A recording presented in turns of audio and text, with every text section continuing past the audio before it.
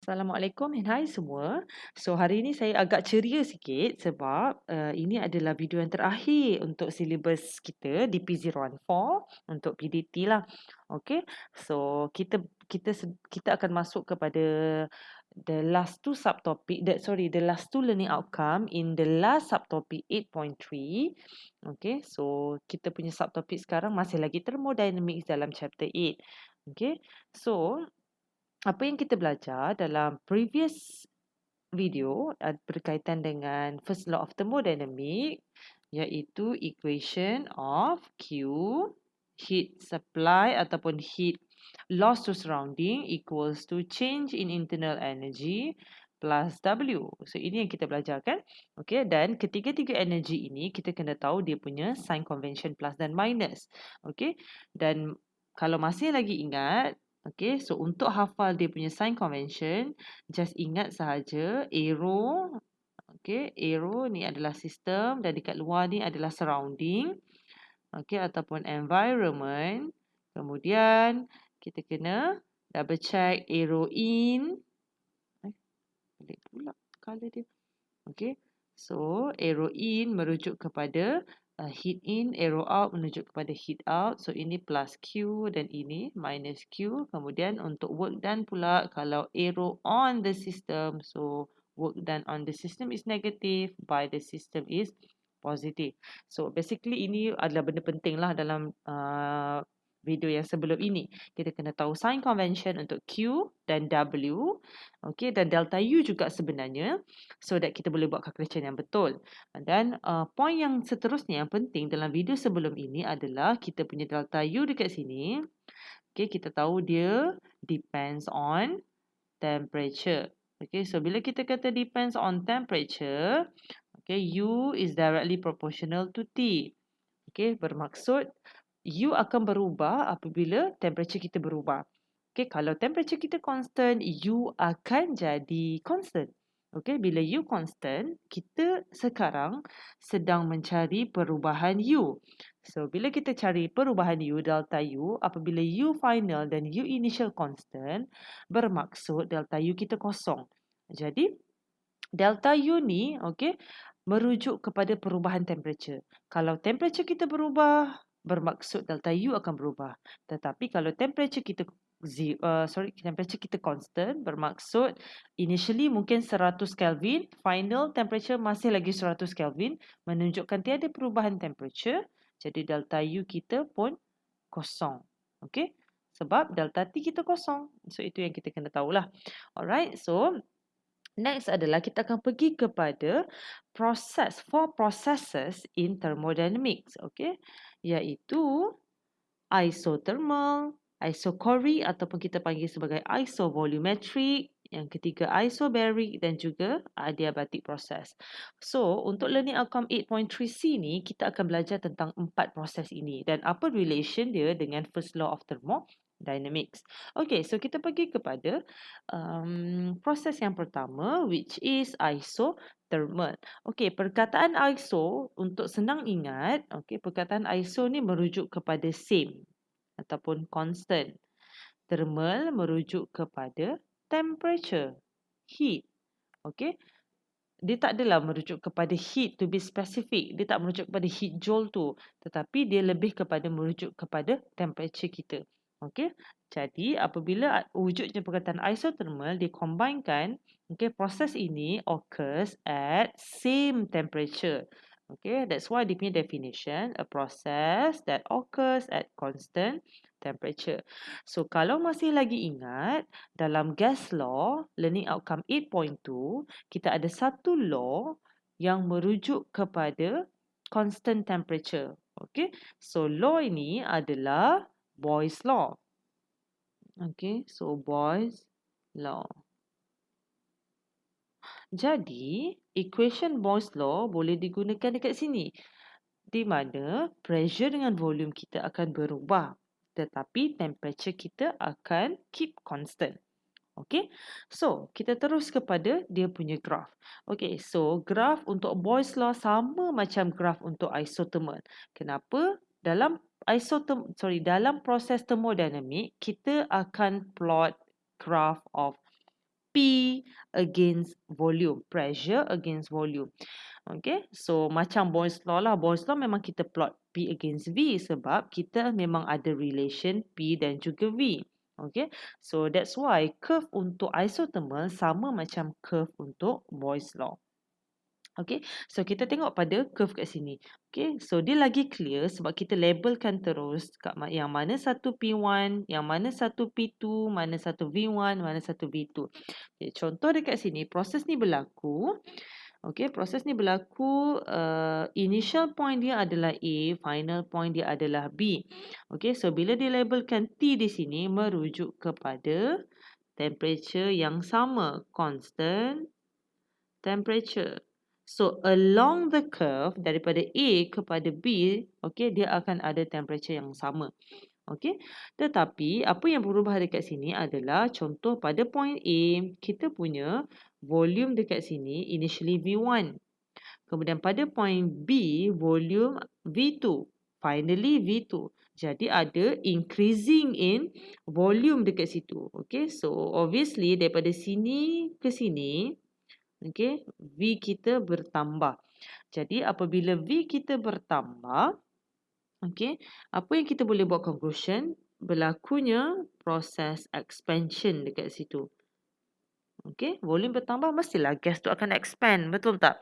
Okay, so bila ada arrow di sini, okay, merujuk kepada proses tu berlaku daripada point A kepada point B, so ini dipanggil sebagai isothermal expansion. Okay, isothermal expansion.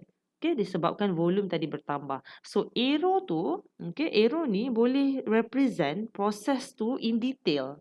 Sama ada dia isothermal expansion ataupun isothermal compression. Okay, compression menunjuk kepada volume yang semakin mengecil lah. Okay, berkurang. So, itu hanyalah introduction untuk graph untuk isothermal. Kita pergi kepada proses yang seterusnya iaitu isovolumetric. Okay, ataupun kadang-kadang dipanggil sebagai isochoric. Okay, so perkataan volumetric dekat sini merujuk kepada volume. Jadi iso adalah same, so proses ni berlaku pada constant volume. Okay, so constant volume. So law apa yang represent proses yang berlaku untuk constant volume? Dia adalah Gay-Lussac law. Okay, so Gay-Lussac law, formula kita adalah inilah. Okay, ataupun kita kadang-kadang mungkin ada yang panggil sebagai pressure law. P1 over T1 equals to P2 over T2. Okay, tetapi untuk Gay-Lussac law, kita plot graph of P against T. Okay, so dia directly proportional. So itu untuk Gay-Lussac law. Tetapi dalam thermodynamic process, kita tak plot graph according to the equation of Gay-Lussac. Kita still akan plot graph P against V juga. Sama macam isothermal tadi. So, kita nak tahu ada tak perubahan value pressure dan juga volume dalam isovolumetric. Okay, so ingat dalam kepala, proses ini berlaku pada constant volume. Okay, apabila berlaku pada constant volume, volume kita tak boleh berubah. Okay, so bila volume tak boleh berubah, okay, kita check ini adalah volume kita. Okay, so line of curve kita tu mesti straight line along the same volume. Jadi pada point B and point A dekat sini straight line, vertical line sebab merujuk kepada volume yang constant. Tetapi pressure, ada perubahan pressure daripada point B kepada point A. Okay, so proses ini sedang berlaku from B to A towards increasing pressure. Okay, towards increasing pressure. So, adakah kita boleh kelaskan dia sebagai expansion ataupun compression? No. Kenapa?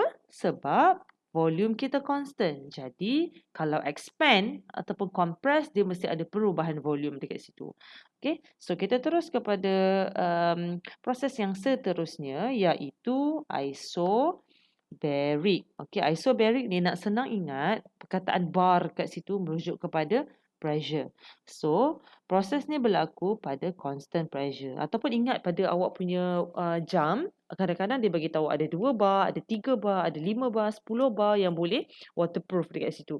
Yang boleh masuk, bukan waterproof, yelah waterproof kan, dia boleh masuk ke dalaman air sampai berapa bar. Something like that lah. Okay, kita tahu pressure kita makin tinggi bila makin dalam kan. Okay, so bila berlaku pada constant pressure, itu adalah satu proses yang akan obey Charles Law. Okay, Charles Law, CP. Okay, kemudian bila Charles Law, formula yang kita akan gunakan inilah. So, kita boleh gunakan formula Charles Law juga dalam proses ni.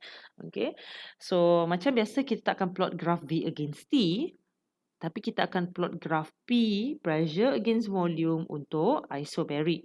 Isobaric berlaku pada constant pressure. So, ingat kita punya line mesti along pressure yang sama. So, this is the pressure. So, kita punya line mesti horizontal sebab P kita pada y-axis. Okay, daripada point A kepada point B, pressure mesti sama. Okay, dan seterusnya kita akan pergi kepada arrow dekat sini. So, arrow ni, okay, dia akan merujuk kepada perubahan volume. Okay, so V1 to V2. Okay, so dekat sini merujuk kepada increasing volume. So, bila increasing value, kita akan panggil proses ini sebagai isobaric expansion.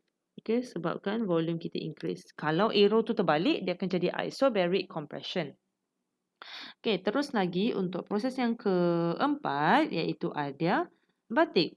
Okay, so adiabatic adalah proses yang berlaku without any transfer of heat into and out from the system. So, tak akan ada heat masuk dan keluar daripada sistem itu. So, adiabatic ni dia special sikit lah. Tak ada apa-apa yang constant, tetapi kita punya heat memang totally tak wujud dalam proses ini. Jadi, kita akan terus highlightkan kepada Q dekat sini, where Q equals to 0 sebab heat tak ada masuk dan heat tak ada keluar. Okay, so apa yang kita tahu apabila heat tak ada masuk dan heat tiada yang keluar, okay, so kita kena tengok kepada perubahan PV dan T dekat sini. So ketiga-tiga kuantiti ni akan berubah. Okay, sebab tak ada pun kuantiti yang constant, hanya Q sahaja yang 0. Alright, so dia tak ada proses yang tak ada obey apa-apa law. Okay, so dia stand alone dekat sini. Yang kita kena tahu adalah Q kosong kat sini. Banyak kali saya highlightkan dekat sini. So, kita kena hafal benda tu lah. Okay, so untuk graf pula, dia special sikit. So, kalau tengok pada graf adiabatic ni, masih lagi P against V. Okay, line kita adalah daripada point A towards point B. Dia curve macam isothermal dekat atas ni. Tetapi yang membezakan dia adalah temperature dia not constant. Okey, macam saya kata, ketiga-tiga kuantiti PV tu dia berubah. Temperature yang paling penting kat sini tak berubah disebabkan curve dia sama macam isothermal. Okey, so yang membezakan curve dia dekat sini adalah perubahan temperature dekat sini.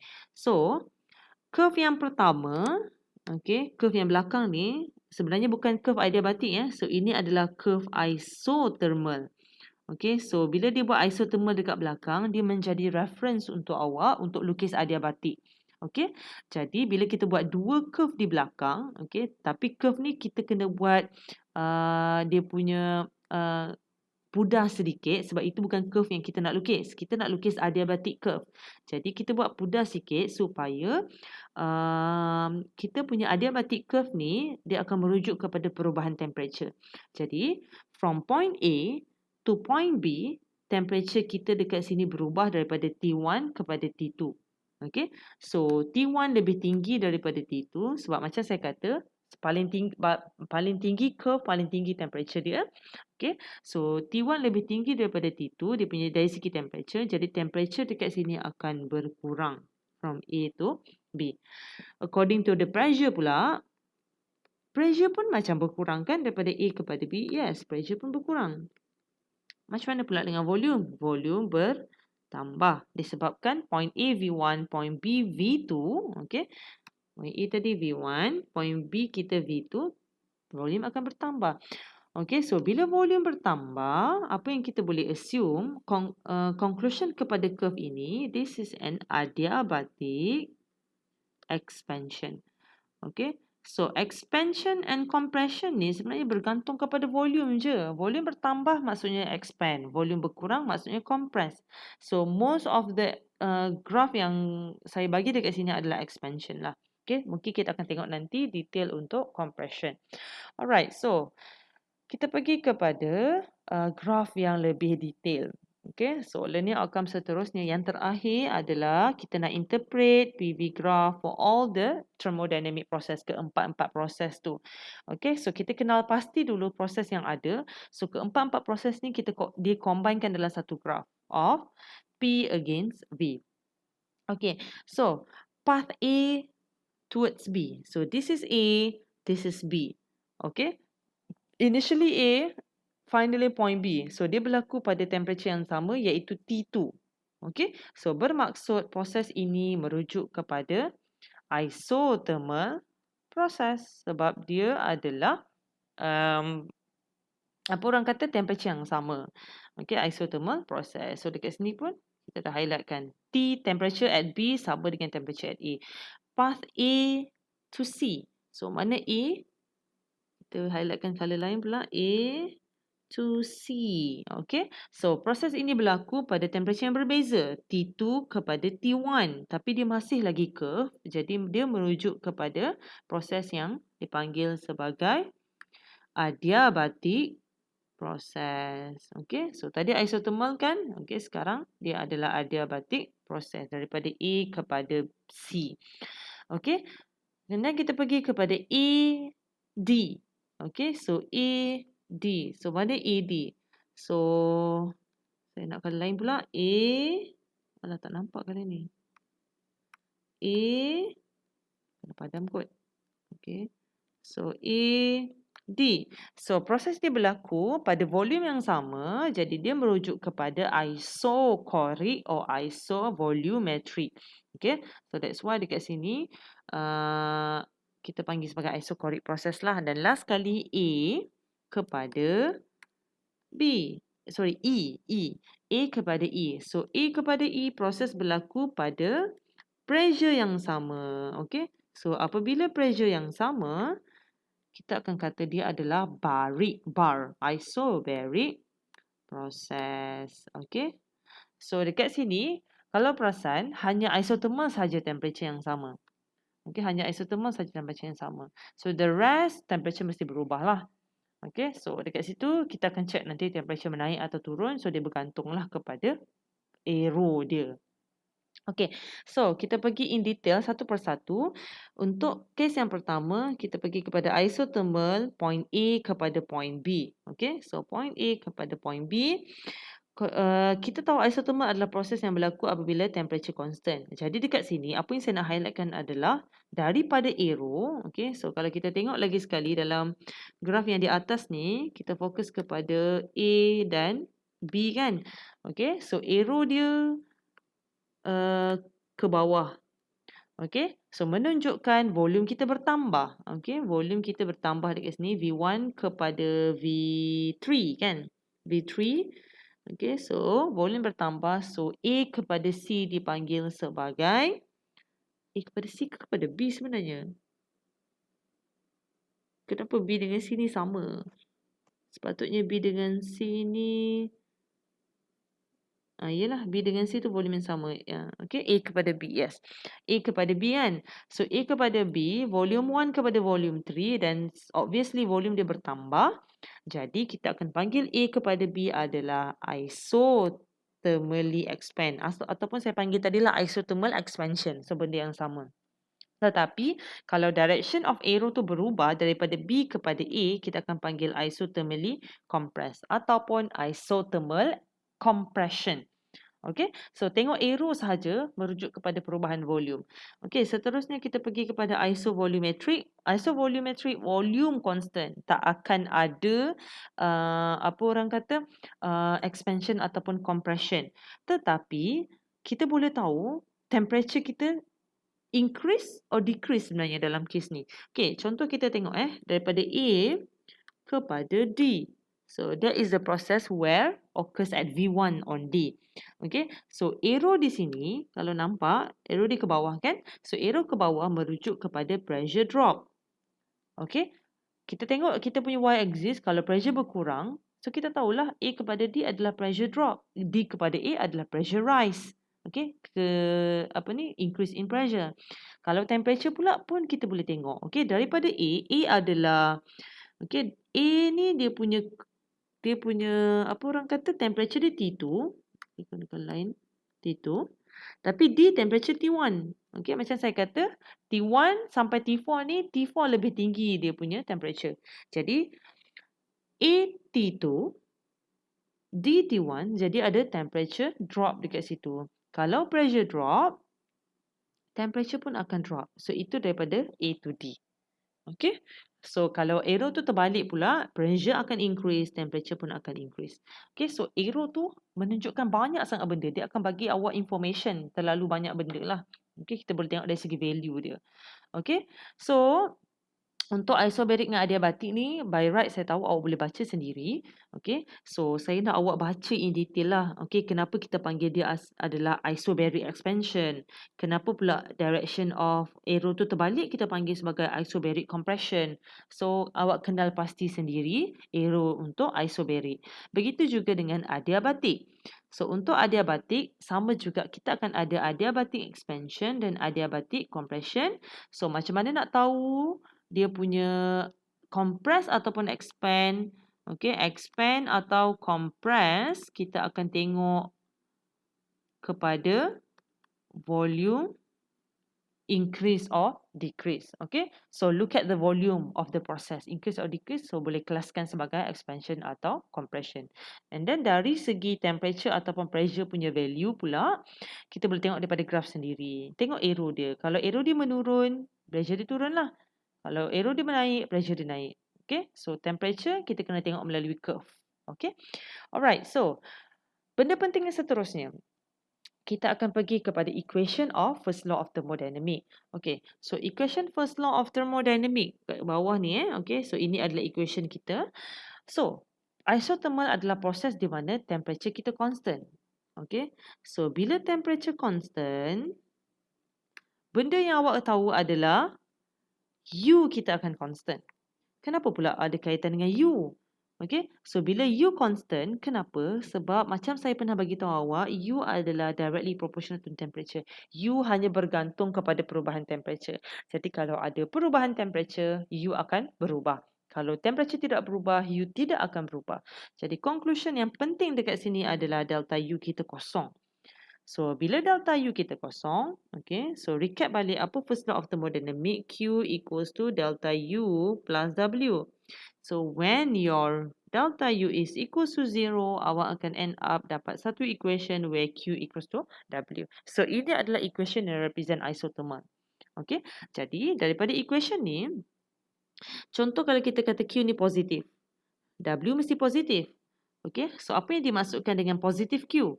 So, positive Q merujuk kepada heat transfer in ataupun heat is absorbed. Okay, so dekat sini positive heat absorb kan? Okay, awak imagine sendirilah. Okay, Q positive heat absorb. Kemudian W positive pula, work is done by the system. Gas is doing work. So, awak boleh imagine macam ni. Heat is absorbed towards the system. Okay, saya lukis sikit lah. Okay, so ini adalah sistem. Okay, so heat is absorbed towards the system, is converted into work is done by the system. Sebab dekat sini yang positif W kan, so sebab dia macam opposite kan, so positive W. Okay, so heat is added to the system, is used to perform work. Gas tu akan buat kerja menggunakan heat tu. So something like that lah. Okay, begitu juga kalau kita imagine Q ni negatif, work done ni pun negatif. Okay, so dia terbalik lah. Heat is lost to surrounding. Okay, work is done on the system. Okay, so kena faham sign convention dalam first law of thermodynamic dan relate dengan isothermal. So next adalah isovolumetric. So isovolumetric, dari segi dia punya equation pula, Okay, so ini adalah extra information awak kena tahu. Okay, isovolumetric ni tak ada langsung perubahan volume. Jadi tak akan ada expansion dan tak akan ada compression. So gas tu tak akan mengembang, membesar ataupun gas tu tak akan mengkompres, mengecil. Okay, jadi bila tak ada perubahan dari segi volume, kita kata work done kita kosong. Okay, work done kita kosong. Sebab gas tu tak perform work. Dan tak ada orang juga yang akan perform work on the gas. Jadi work done kita kosong. Jadi according to the first law of thermodynamic, bila W kosong, okay, bila W kosong, yang tinggal adalah equation Q equals to delta W. Okay, jadi dekat sini pun kita boleh buat satu conclusion. Kalau positif Q, positif delta U. Okay, so heat is going into the system, dia akan menyebabkan increase in internal energy. Okay. So, heat in, U pun akan positif kan? Sebab positif kat sini. So, final lebih besar daripada initial. So delta U kan, U final minus U initial. Apabila delta U positif, bermaksud dia greater than 0 kan? Okay. So, dia positif dekat situ. Okay. So, dia merujuk kepada increasing U. Okay, U is increasing. So, U is increasing, heat is going into the system. So, dia tally lah dekat situ. Delta U pun positif, Q pun positif. Okay, so, teruskan lagi dengan isobaric process. Kita ada equation first law of thermodynamics. So, untuk yang ni, pressure sahaja yang constant. So, bila pressure constant, ketiga-tiga kuantiti ni wujud. Okay, so, heat ni, okay, so, contoh kalau ini positif, okay, heat into the system, dia akan digunakan oleh delta U dan juga W dekat sini. Okay, so dia kena bahagi dua lah. Heat yang masuk tu mungkin digunakan untuk increase the internal energy dan juga untuk perform work. Okay, so macam itulah lebih kurang. Okay, so teruskan lagi dengan adiabatic process adalah proses di mana kita punya Q adalah kosong. So bila Q adalah kosong, yang tinggal adalah ada dua possibility. Okay, so sama ada delta U equals to negative W ataupun negative delta U equals to W. Sebab Q dah kosong kan. Okay, jadi internal energy dekat sini, okay, so dia merujuk kepada sign. Contoh, dekat sini internal energy kita negatif. So, final lebih kecil daripada initial. So, sebenarnya U kita sebenarnya berkurang dekat sini. U kita berkurang. So, U berkurang, mesti temperature pun berkurang. Sebab U hanya bergantung kepada temperature. Okay, so U akan bagi information tentang temperature berkurang ataupun bertambah. Okay, so bila temperature berkurang dekat sini, okay, so kena tengoklah work done dekat sini adalah on the system ataupun by the system. Okay, so itu dari segi equation untuk first law yang relate dengan proses thermodynamic. Okay, so untuk case yang ini saya nak awak baca sendiri untuk extra note. Okay, so tengok satu persatu. Okay, macam contoh A ni adalah description untuk graf yang ini merujuk kepada isothermal process, dan B ni okay, dia merujuk kepada dua proses. Okay, tetapi dua proses tetapi dia punya initial dengan final masih lagi sama. Maksudnya dia start daripada A dan berakhir pada B, tetapi dia melalui dua proses. Tetapi untuk A ni dia start daripada A berakhir pada B tetapi melalui satu proses sahaja. So, boleh go through apa yang saya tulis kat sini, dan kalau tak faham boleh tanya saya lah. Okay, apa yang dia maksudkan dengan di sini. Okay, so kita pergi kepada example 9. Okay, so example 9 ni kita baca dulu soalan dia. Example 9, the gas in a heat pump can be considered as undergoing a cycle of changes of pressure, volume and temperature. So ada perubahan pressure, volume dan temperature. On such cycle, for an ideal gas is shown in the graph below. So this is a graph of pressure against volume. Okay, so ada beberapa proses dekat sini. Kita ada daripada A kepada B, kepada C, kepada D, and then back to A. So this is a cyclic process lah. Dia akan back to the original point. Okay. Alright. So apa yang diminta dekat sini adalah the table shows the changes in internal energy along path A to B, B to C, C to D. It also shows that along the path A to B and C to D, no heat supplied to the gas. A to B and C to D, no heat supplied to the gas. Okay, so dia bagi tahu dekat sini, daripada A to B, no heat supply. C to D pun no heat supply. Okay, so no heat supply ni, Q equals to 0. Q equals to 0 ni ada satu je proses. Kita panggil sebagai adiabatic. Nanti kita check betul ke kedua-dua proses ni adiabatic. Okay, so apa yang dia nak dekat bawah ni, using the first law of thermodynamic and the data from the graph, complete the table below. So dia nak kita kenal pasti proses ini adalah proses apa untuk keempat-empat proses ni, A, B, B, C, C, D and D to A. And then dia ada bagi value tentang change in internal energy. So ini adalah delta U. Heat supply Q. Okay, heat supply dia mungkin boleh heat in ataupun out lah. Dia mungkin heat supply ataupun heat loss kat sini. Dia bergantung kepada plus or minus. Dan ini adalah W. By or on the gas. Okay, so kita kena pasti dulu proses apa. Okay, saya bagi satu contoh. Kemudian yang lain awak akan buat. So, untuk A kepada B. Okay, so A kepada B. So, dekat sini kita tengok temperature dia. 400 Kelvin kepada 720 Kelvin. So, kalau AB ni adalah satu curve. So, bila curve, dia ada dua possibility. Sama ada isothermal atau adiabatic. So, isothermal, temperature mesti constant.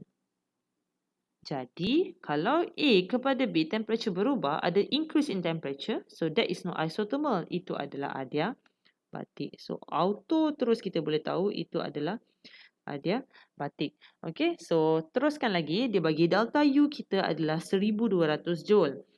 Adiabatic proses sepatutnya no heat in and out from the system. Jadi Q mesti kosong.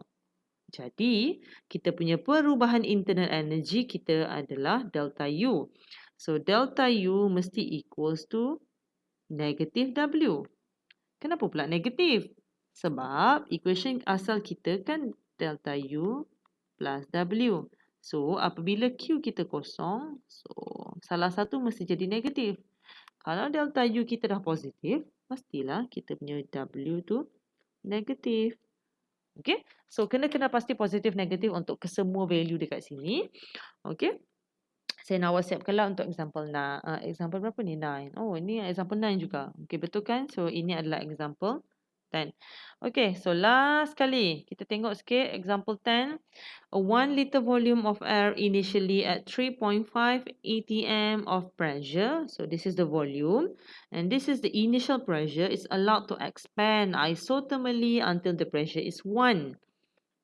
Okay, so kita kena tulis kot. Volume initial is 1.0 liter. Pressure initial is 3.5 atm. Expand isothermally. Okay, so expand to volume 2. Oh, tak tahu berapa. Yang penting, kita punya pressure, until the pressure is 1. Okay, pressure drop pula kan, 1.0 atm. Tapi yang penting, expand ya. So, expand. And then, it is then compressed. Ini adalah proses yang pertama. Kemudian, proses yang kedua, dia compress pula at constant pressure to its initial volume. Okay, proses yang kedua. Okay, compress pula. Okay, daripada V2 tak tahu berapa tadi. Kemudian, dia compress to V3. No. Dia compress to initial volume. Yes. So, dia compress back to V1. V1 kita berapa tadi? 1.0 liter. So, compress lah. At constant pressure. Jadi, P2 kita 1 atm. P2 pun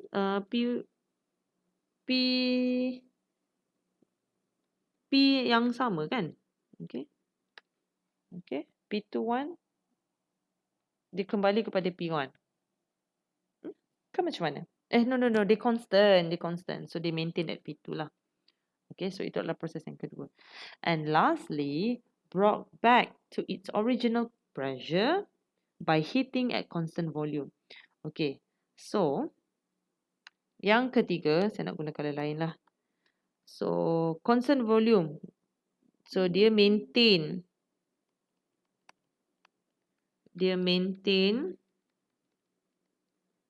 constant V.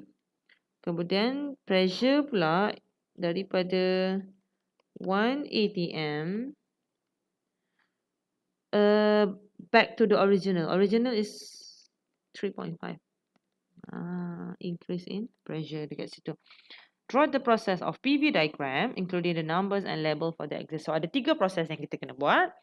So kita akan plot graph P against V. So labelkan dia punya unit. Kita gunakan PATM. Volume kita guna liter. Nak convert boleh, tak nak convert pun tak apa sebab semua value ni unit yang sama. Cuma kita tak ada V2 berapa V2 je yang kita tak ada berapa kan?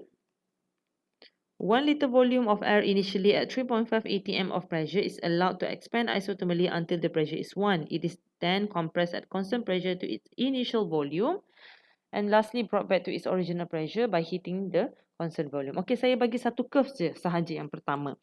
Okey, yang pertama kita ada V1 kepada V2. V1 kita adalah 1.0 liter. Katakanlah ini V2, mungkin kita akan cari nanti. Kemudian P1 kita adalah 3.5. So this is 1, this is 3.5. Okay. So, proses yang pertama expand isothermally, mesti curve sebab this is isothermal. Okay. So, isothermal. Macam mana curve dia? Mesti temperature curve yang sama tapi volume dia bertambah kan sebab dia kata expand.